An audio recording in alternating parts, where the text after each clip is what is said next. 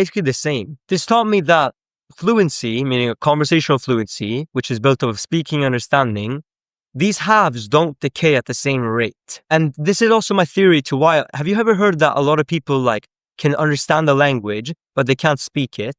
I think it's more common to understand the language and not be able to speak it very well. If you don't know, Sweden has a lot of immigrants. And so some of my immigrant friends, one of them from China, he understands all of Swedish. Like he understands everything that's going on.